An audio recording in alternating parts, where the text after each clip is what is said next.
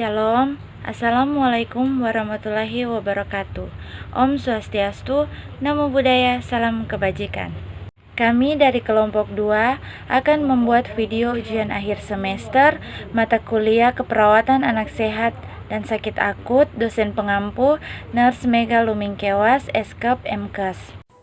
Pengertian bronkitis. Bronkitis adalah infeksi pada bronkus yang berasal dari hidung dan tenggorokan. Bronkus merupakan suatu pipa sempit yang berawal pada trakea yang menghubungkan saluran pernafasan atas, hidung, tenggorokan, dan sinus ke paru. Bronkitis adalah infeksi saluran nafas kecil atau bronkiolus yang disebabkan oleh virus. Biasanya dialami lebih berat pada bayi dan ditandai dengan obstruksi saluran pernafasan, dan penyebab paling sering adalah respiratory syncytial virus atau RSV.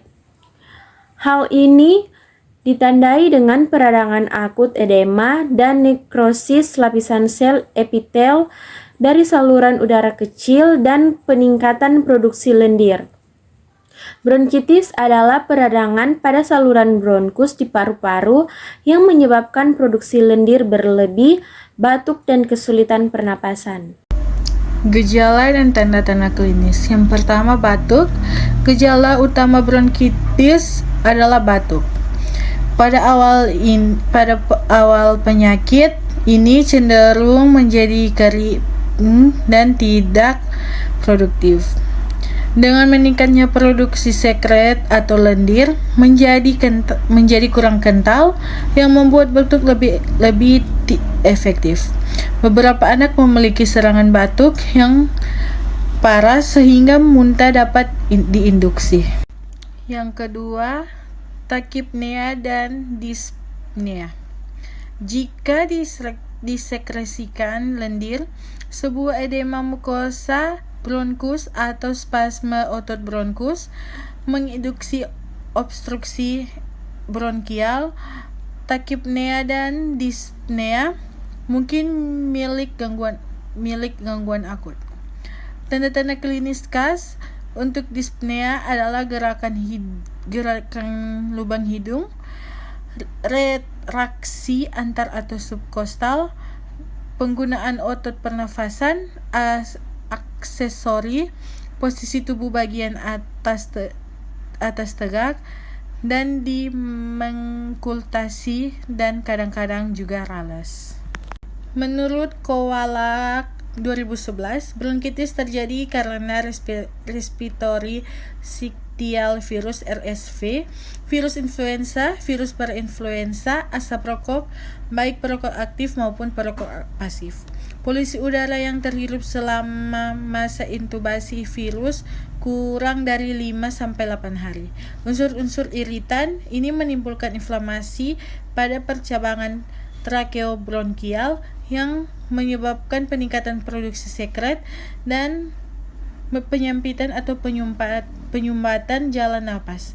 Dinding bronkus tengah terdiri dari silia dan memproduksi lendir yang berfungsi untuk penahanan debu, mikroorganisme dan partikel. Dan yang ketiga adalah nyeri. Nyeri pada konteks bronkitis dapat disebabkan oleh keterlibatan inflamasi dan trakea atau pleura. Dalam kasus nyeri retrosternal saat batuk, tracheitis adalah yang paling mungkin pernapasan tergantung, terutama di dalam inspirasi, meningkatkan rasa sakit yang terlokalisir lebih lateral pada satu atau kedua dada, membuat pleuritis lebih mungkin. Yang keempat, demam. Demam adalah tanda klinis umum yang dapat terjadi pada setiap infeksi, termasuk salah satu sistem pernapasan. Peningkatan suhu tubuh merupakan gejala non-spesifik dan dapat berkisar dari demam ringan sampai hiperpireksia dengan stres fisik akut bagi anak. Patofisiologi. Bronkitis biasanya diawali oleh infeksi saluran nafas, bagian atas yang disebabkan virus, parainfluenza, dan bakteri. Bronkitis akut ditandai obstruksi bronkiolus yang disebabkan oleh edema, penimbunan lendir, serta debris seluler. Proses patologis yang akan terjadi mengganggu pertukaran gas normal di dalam paru, ventilasi yang makin menurun pada alveolus, dan mengakibatkan terjadinya hipoksemia dini. Berikutnya jenis-jenis bronkitis. Poin A, akut, rumit, kronis, berulang. Durasi rata-rata dari bronkitis akut adalah sekitar 1 minggu dengan kisaran dari 1/2 minggu sampai 2 minggu. Setelah itu, batuk saraf mungkin tetap selama beberapa hari atau beberapa minggu. Bronkitis akut memiliki tingkat yang sangat tinggi dari pemulihan lengkap. Prognosis sangat baik. Sebuah pengecualian adalah bronkitis akut yang disebabkan oleh adenovirus. Dalam hal ini, komplikasi dalam perjalanan klinis atau chronification bronkitis yang dijelaskan. Berikutnya poin B, obstruktif atau obstruktif. Bronkitis dapat dikaitkan lebih atau kurang dengan obstruksi bronkial. Obstruksi bronkial dapat disebabkan oleh perubahan patofisiologi seperti berikut. Yang pertama, otot polus bronkus mendapatkan dikontrak yang dapat menyebabkan akut. Berikutnya, sesak napas. Berikutnya, mukosa epitel pernapasan bengkak karena peradangan. Mukosa epitel pernapasan bengkak karena peradangan yang mempersempit lumen bronkus. Berikutnya, peningkatan produksi lendir menyumbat lumen juga. Selanjutnya, karena peradangan pada epitel pernapasan, fungsi silia berkurang dan lendir tidak dapat diangkut secara memadai. Poin C, non-alergi atau alergi. Bronkitis adalah penyakit radang mukosa bronkial.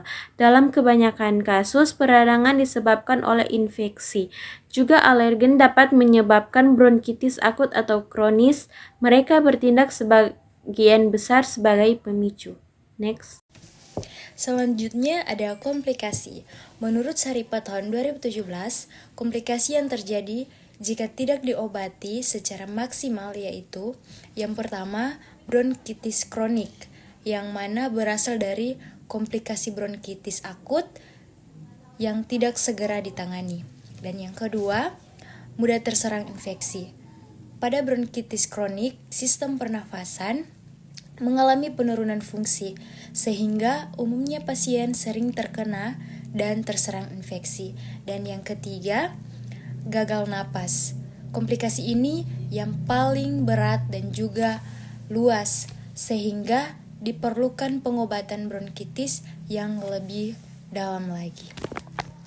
Materi selanjutnya, terapi farmakologi. Prinsip pengobatan bronkitis antara lain adalah yang pertama pemberian oksigen, yang kedua pemberian cairan, yang ketiga ribavirin adalah obat antivirus, yang keempat antibiotik, dan yang kelima fisioterapi. Selanjutnya, virus yang menyebabkan bronkitis pada anak. Yang pertama, respiratory syncytial virus atau RSV. Yang kedua, parainfluenza virus. Yang ketiga, influenza virus. Dan yang keempat, adenovirus. Dan yang kelima, rhinovirus. Kesimpulannya, bronkitis adalah kondisi yang menyebabkan peradangan pada bronkus dengan gejala utama berupa batuk. Bronkitis akut biasanya sembuh sendiri dan diakibatkan oleh infeksi. Sedangkan bronkitis kronis sering terkait dengan paparan iritan jangka panjang seperti asap rokok. Pencegahan dan pengobatan yang tepat sangat penting untuk mengurangi gejala dan mencegah komplikasi.